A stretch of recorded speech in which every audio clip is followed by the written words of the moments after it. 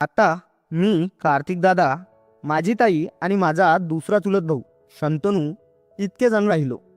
एवढ्यात कार्तिक दादा बाथरूमला गेला. नेमकं त्याच वेळेला मलाही बाथरूमला आल्याने मीही त्याच्या मागे निघाले. कारण वाड्याच्या गच्चीवरून उतरून समोरच्या घरापुढच्या एका छोट्याशा बागेमध्ये आमचं बाथरूम होतं. रात्री अंधार असल्यामुळे मला भीती वाटत होती, म्हणून म्हटलं कार्तिक दादा चाललाच आहे तर त्याच्या मागे मीही जाते. स्टोअर रूम होती, तिथं जाऊन दादानं दार लावून घेतलं. मी रात्रीसाठी एक ढवळा पॅन्ट घातला होता आणि सोबतच एक ढिली ढाली मोठी टी शर्ट घातली होती. रात्रीच्या अंधारात दादानी मला तिथंच असं काही घडणार असं मला स्वप्नातही वाटलं नव्हतं. मित्रांनो, ही कथा एका महिलेने आपल्याकडे पाठवलेली आहे. मी या कथेच्या नायिकेची ओळख करून देतो. स्नेहा असं तिचं नाव असून ती आता 23 वर्षाची आहे. ती पुणेमध्ये IT क्षेत्रात कार्यरत आहे. तिनं आज आपला पहिला अनुभव तिच्या चुलत भावासोबत कशा प्रकारे घडला तो आपल्यासोबत शेअर केला. नमस्कार मित्रांनो, मी स्नेहा. सर्वप्रथम माझ्याबद्दल सांगते. जेव्हा मी माझा पहिला अनुभव माझ्या चुलत भावासोबत घेतला तेव्हा मी एक 22 वर्षाची मुलगी होती. माझी उंची 5'2" व रंगाने गोरी गोरी पान आहे. माझे डोळे मोठे व घारोळे आहेत. माझे केस लांबसडक आहेत. एकूण माझी फिगर साधारण आहे, पण दिसायला मी आकर्षक आहे. माझे उरोज 32चे असतील, पण शरीर मात्र वळणदार. कॉलेजमध्ये मला 2 बॉयफ्रेंड होऊन गेले, ज्यांच्यासोबत किस केलंय व एकाने माझे पण दाबले होते. पण मला पहिल्यांदा घेतलं ते कार्तिक दादानेच. ते कसं काय, चला सांगते. मित्रांनो, माझं सेकंड इयर BA चालू होतं. घरात आई बाबा, मी आणि माझी मोठी बहीण रेखा एवढेच. पण मागच्याच वर्षी रेखाचं लग्न झालं होतं, म्हणून आता घरी आई बाबा आणि आम्ही तिघे असतो. रेखाताईच्या लग्नातच माझी ओळख झाली कार्तिक दादाशी. पण तुम्हाला नवल तर वाटेलच हे ऐकून, मी पुण्यात राहून तरी 22 वर्षाची झाली, तरी अजून कोरी करकरीत आहे. माझे 2 बॉयफ्रेंड होते, पण ते सगळं वरवरूनच उरकायचे. माझ्या मैनेचा पिंजरा अजून कोणीच उघडला नव्हता. तसं तर बाबांच्या नोकरीमुळे आम्ही पुण्यातच हिंजवडीमध्ये राहत होतो. फेब्रुवारी 2024मध्ये कार्तिक दादाला सुद्धा इथं पुण्याला हिंजवडी IT कंपनीत काम मिळालं होतं आणि त्यांच्या इथं राहणाऱ्या परिवारापैकी आम्ही एक असल्याने तो आला तेव्हा सरळ आमच्याकडे आला. त्यावेळी बाबा कामावर गेले होते. आई तिच्या मैत्रिणींसोबत मंदिरात गेलेली होती. दुपारची वेळ होती, म्हणून मी पण कूलर लावून शांत पलंगावर पडलेली होती. अचानक दरवाजावर ठकठकचा आवाज आला. मी उठून दरवाजा उघडला तर समोर कार्तिक दादा होता. तसा आहे तर माझा चुलत भाऊ, पण लहानपणापासून मी आणि तो आमच्यामध्ये कधी जास्त बोलणं झालं नाही. हा पण त्याचं आणि माझ्या मोठ्या बहिणीचं रेखाचं चांगलं सूत जुळत होतं. ते दोघं चांगले मित्र होते, पण माझ्याशी कधीही जवळीक साधून कार्तिक दादांनी बोलण्याचा प्रयत्न केला नाही आणि मीही केला नव्हता. दादाला समोर पाहून मी थोडी हसली आणि म्हणाली, दादा कधी आलात? या ना, आत या. आणि त्यांना आत बोलावलं. दादा आत आला. त्यांनी बॅग समोर टेबलावर ठेवली आणि सरळ बाथरूममध्ये हातपाय धुवायला गेले. त्यांनी हातपाय धुवेस्तोवर मी फ्रीजमधून एक बॉटल काढली आणि थंडगार पाणी दादाला पिण्यासाठी दिलं आणि तिथं समोर सोफ्यावर बसले. दादा माझ्याकडे होईल तेवढं नीट लक्ष देऊन डोळ्यात डोळे घालून बोलत होता. असंच काही वेळ आमच्या गप्पा चालल्या. घरी सगळे कसे आहेत, काय करतेस, दादा सगळी विचारपूस करत होता. उत्तरात मी हो ठीक आहे एवढंच बोलत होते. पण समोरून मी दादाला एकही प्रश्न केला नाही. तो स्वतः त्याच्या कामाबद्दल आणि इथं कंपनीमध्ये चांगली पोस्ट मिळाली आहे याबद्दल सांगत होता. मी बाबाला सुद्धा फोन करून कळवलं की कार्तिक दादा आलेला आहे. बाबा म्हणाले, त्याला बसव, जेवण दे आणि निवांत आराम करू दे, मला उशीर होईल. बाबांनी सांगितल्याप्रमाणे मी सर्व फॉर्मॅलिटी पूर्ण केली. पण मी उठून किचनमध्ये जाताना दादा माझ्या मागून एकटं काहीतरी पाहत होता. पण तेव्हा माझ्या मनात दादाविषयी असं काहीच नव्हतं. मी आपल्या चांगल्या मनाने त्याच्यासोबत बोलत होती. संध्याकाळी बाबा घरी आले. आम्ही सगळ्यांनी मग सोबत जेवण केलं. गप्पा चांगल्या रात्री 11-12 रंगल्या. बाबांनी जर इथं कंपनीतच काम करणार आहे तर आमच्याकडे थांब म्हणून सांगितलं. तो आणि दादा बोलला की नाही, त्याच्यासोबत कुणीतरी त्याचे मित्रही आहेत म्हणून ते वेगळी रूम करून राहतील. दुसऱ्या दिवशी सकाळी 9 वाजता दादा आपल्या कामावर निघून गेले आणि सोबतच आपलं सामान बॅग वगैरे घेऊन गेले वेगळ्या रूमवर राहण्यासाठी. सकाळी सकाळी आमचं थोडंसं बोलणं झालं. त्यामध्ये दादानी माझा नंबर घेतला आणि माझी इन्स्टा आय डीसुद्धा घेतली. त्याच दिवशी संध्याकाळी इंस्टाग्रामवरील कॉमेडी रील पाठवून त्यांनी संभाषणाला सुरुवात केली. पण एवढं काही खास बोलत नव्हता. हाय हॅलो आणि रोज माझी स्टोरी लाईक करणं एवढंच बस. दुसऱ्या दिवशी इंस्टाग्रामवर एक छोटासा मेसेज होता की इथे कुठेतरी चांगल्या प्रकारची जिम आहे का. हा मेसेज मला सकाळी सकाळी 7 वाजता केला होता. मी तो मेसेज बघितला आणि दादाला रिप्लाय केला, हो दादा, आहे ना जिम इथं. समोर टावर चौकात एक चांगली जिम आहे, तुम्ही तिथे जाऊन बघा. बस एवढंच आमचं बोलणं झालं. त्याच दिवशी बाबांनी घरी मटण आणलं होतं म्हणून कार्तिकला बोलवायचं आहे, कॉल कर असं मला म्हणाले. मी दादाला कॉल करून घरी जेवायला बोलावलं. दादा आलाही. जेवता जेवता परत जिमचा विषय काढत म्हणाला की मी बघितली पण मला तिथं सापडली नाही, तू मला दाखवशील का. मी हो म्हणाली आणि जेवण संपल्यावर दादासोबत त्यांच्या मोटरसायकलच्या मागे बसून त्यांना जिम दाखवण्यासाठी गेली.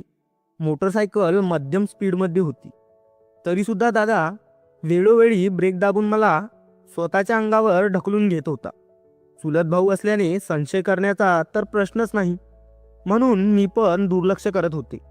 बस एक तो दिवस आहे. त्यानंतर तर 7-8 दिवस दादाचा मेसेज आला नाही आणि त्यांनी कसली रीलसुद्धा पाठवली नाही. फक्त माझ्या डेली इंस्टाग्रामच्या स्टोरीला लाईक करायचा.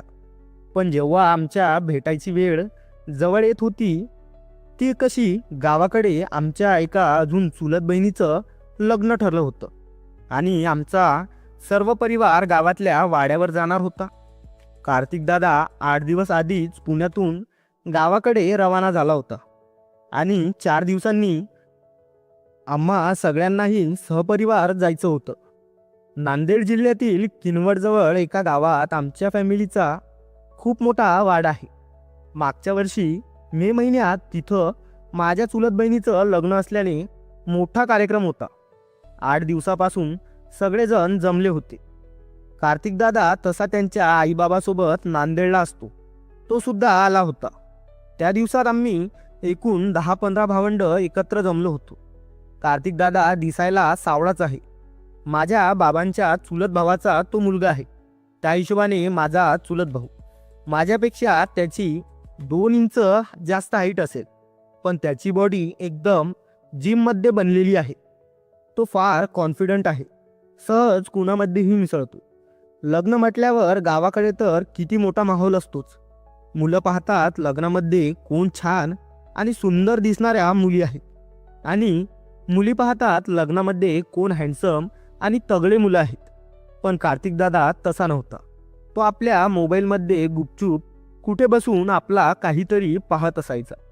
कोणाशी जास्त नाही बोलणं, कोणाशी जास्त हसी मजाकही करत नव्हता आणि मी लक्ष दिले असता मला तो कोणत्याच मुलीकडे बघताना दिसला नाही. लग्नातही भरपूर मुलं आणि गावाकडची मुलं माझ्यावर लाईन मारत होते. मी पुण्याहून आल्यामुळे माझ्या मॉडर्न कपडे घालण्यामुळे जीन्स पॅन्ट आणि टॉप गावातली मुलं नुसती दिवसभर माझ्या मागे फिरत होती. ते कसं एखाद्या गाईच्या मागे 4-5 बैल सांड लागतात तसं. मी पण कोणताच मोका सोडला नाही.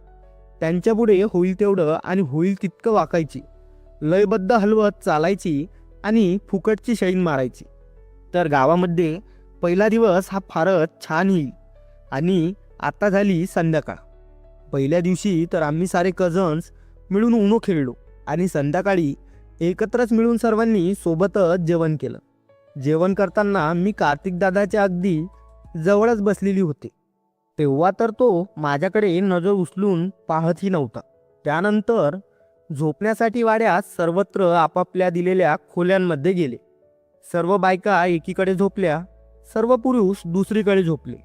असं घरातील सर्व मोठमोठ्या लोकांनी आपलं नियोजन आखलं व आम्ही भावंड सर्वजण गच्चीवर मोठी चटई टाकून पडलो. मंगल कार्यालयात असतात ते 2 मोठे कूलर लावले आणि गप्पा मारीत पडलो. त्यात आमची भावंड काही छोटी छोटीही होती. छोटे सगळे लवकर झोपी गेले. आता मी, कार्तिक दादा, माझी ताई आणि माझा दुसरा चुलत भाऊ शंतनू इतके जण राहिलो. एवढ्यात कार्तिक बाथरूमला गेला. नेमकं त्याच वेळेला मलाही बाथरूमला आल्याने मीही त्याच्या मागे निघाले. कारण वाड्याच्या गच्चीवरून उतरून समोरच्या घरापुढच्या एका छोट्याशा बागेमध्ये आमचं बाथरूम होतं. रात्री अंधार असल्यामुळे मला भीती वाटत होती, म्हणून म्हटलं कार्तिक दादा चाललाच आहे तर त्याच्या मागे मीही जाते. कार्तिक दादा आणि मी लहानपणी कधी फार एकत्र राहिलो नव्हतो, म्हणून आमच्यात कधीही लांबून सुद्धा बहीण भावाचं रिलेशन आहे हे जाणवलंच नाही. रस्त्यावर नीटपणे व्यवस्थित लाईटही नव्हता आणि पाणीही सांडलेलं होतं मातीवर. पाणी सांडल्याने त्याचा चिखल झाला होता. स्लीपर चप्पलमध्ये पाय सटकावतात, पण कसं तरी आम्ही बाथरूमपर्यंत पोहोचलो. दादा बाथरूमच्या आत गेला आणि मी बाहेरच उभी राहिली. नंतर त्याचं झाल्यानंतर मी बाथरूमला जाऊन आले. तोवर तो बाहेरच थांबला. बाथरूम परसबागेत असल्याने मला अंधारात भीती वाटत होती. त्यामुळे वापस येताना मी बोटात बोट गुंतवून त्यांचा हात धरला. पाणी सांडलेले असल्याने चप्पल सटकत होती, त्यामुळे पाय घसरण्याचा धोका होता. म्हणून मग त्याने मला कवेत घेऊन पुढे चालत येत परसाच्या ओसरीवर बसला. पण जेव्हा तो मला रस्त्यावरच्या चिखलातून सावरत सावरत आधार देत बाहेर घेऊन येत होता, तेव्हा मात्र तो मला विचित्र विचित्र ठिकाणी हात लावू लागला, अगदी मागून सुद्धा. मी लाजत होते, कारण असा स्पर्श शक्यतो बहीण भावामध्ये होऊ नये. तो मात्र निवांत बसला होता, जसं काही झालंच नाही. मला त्याच्या वागण्यावरूनच त्याच्या मनातले विचार समजून आले होते, पण माझ्या मनात मात्र तेव्हा तशा प्रकारचं काहीच नव्हतं. मी त्याला थोडंसं टटोलण्याचा प्रयत्न करण्यासाठी बोलायला सुरुवात केली. मी त्याला विचारलं, काय रे, घरी कार्तिक दादा, काय झालं? आता तर तू माझ्याशी बोलत पण नाही. सारखा आपला फोनवर काही ना काही बघत असतो का? खरं सांग, तुला गर्लफ्रेंड आहे का? तो तर हसला, म्हणाला, हो आहे ना. मग त्याने विचारलं, बॉयफ्रेंड आहे का तुला? बॉयफ्रेंड तर होताच, पण मी खोटं बोलत त्याला नाही म्हटलं. मग बराच वेळ गप्पा रंगल्या. तिथे अंधारात आम्ही दोघंच होतो. एव्हाना मी त्याच्या अगदी जवळ ओठ्यावर बसलेली होती. अचानक गेम ऑफ थ्रोन्सचा विषय निघाला. मग तो म्हटला की त्याला ती मालिका खूप आवडायची. मीही पाहिली असल्याने आम्ही त्या मालिकेबद्दल चर्चा करू लागलो. त्यातील सर्सी व जेमी या जुळ्या बहीण भावांचा विषय निघाला, जे एकमेकांना प्रेम करत असतात. तेवढ्यात मी थोडी शरमले. अचानक त्याच्या दूर पाहून नजर चोलू लागली. त्याने माझा चेहरा स्वतःकडे वळवला आणि विचारलं, खरं सांग, सर्सीच्या जागी स्वतःला पाहतेस ना? असं म्हणून त्याने अचानक मला ओठांवर किस केलं. 2 मिनटं तर मला काही कळलंच नाही. नंतर मी त्याला दूर ढकलू लागले. त्याने मला जवळ खेचलं आणि पुढची 7-8 मिनटं बेभान होऊन किस केलं. आता मीही बेभान झाले. मी हे विसरले की तो लांबचा असला तरी रक्ताचा भाऊ आहे आणि तोही 5 वर्ष मोठा.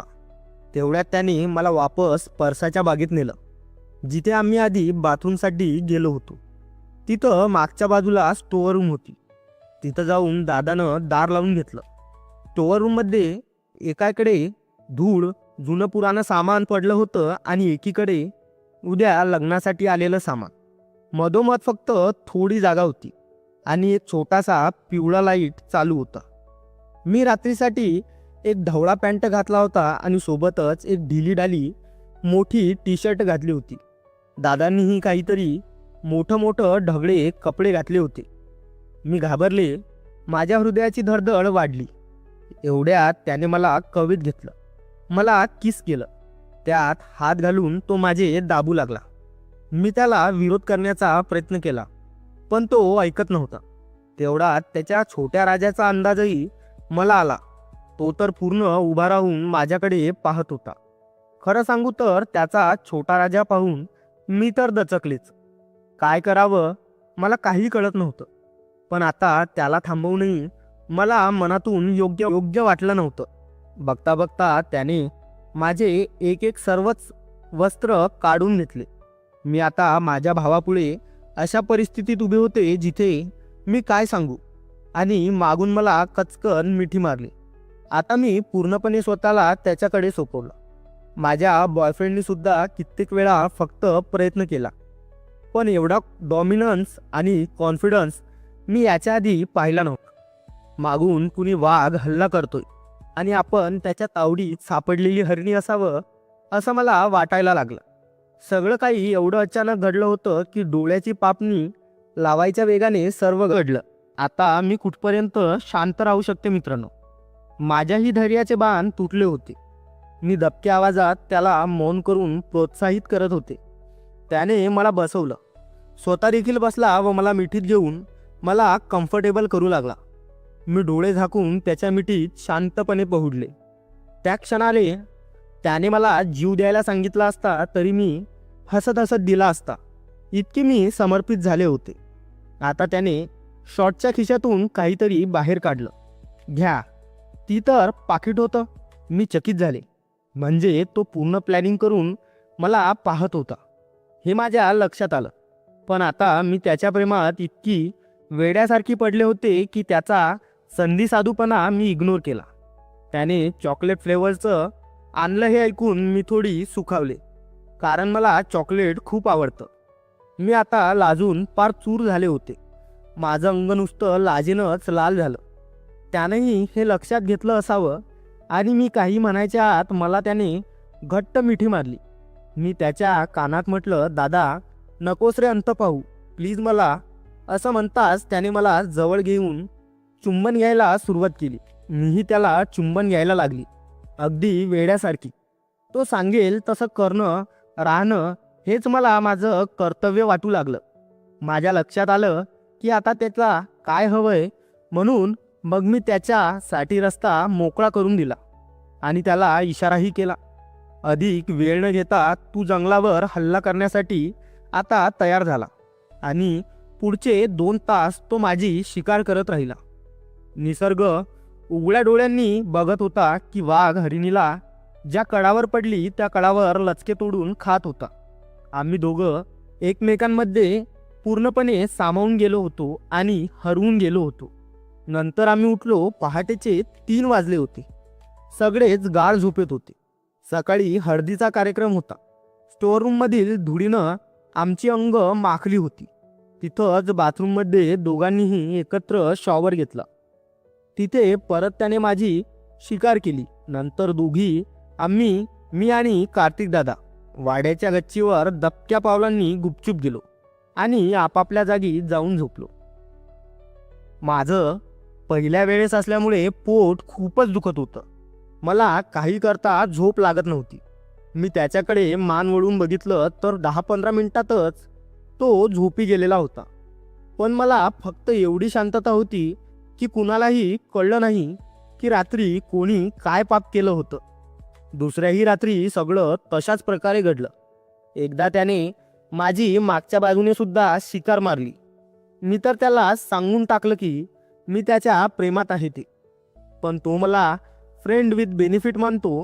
खरं तर तोही माझ्या प्रेमात असावाच, कारण आता तो मला बॉयफ्रेंडशी ब्रेकअप करण्यास मजबूर करतोय. आमच्या चुलत बहिणीचं ते लग्न पूर्ण होईपर्यंत आम्ही 8 दिवसात 15 वेळेला रात्री त्या बागेत स्टोअरमध्ये गेलो होतो आणि मी पुण्याला परत येऊनही तो मला कॉल करत होता. आणि अजूनही पुण्यात ओयेवर आम्ही आठवड्याला एकदा जातच असतो. समजत नाहीये हे पवित्र किंवा अपवित्र नातं आता पुढे कुठवर नेईल आम्हाला. कुठवरही का होईना, पण मी तुम्हाला अपडेट करत राहील. कहाणीमध्ये पुढे काय होते तेही तुम्हाला कळवत राहील. तर मग मित्रांनो, कशी वाटली तुम्हाला ही कथा मला कमेंटमध्ये सांगा. आणि व्हिडिओ लाईक करून चॅनलला सबस्क्राईब करायला विसरू नका. परत घेऊन येतो तुमच्यासाठी अशीच एक नवीन आणि मनोरंजक कथा. लवकरच भेटू दुसऱ्या व्हिडिओमध्ये.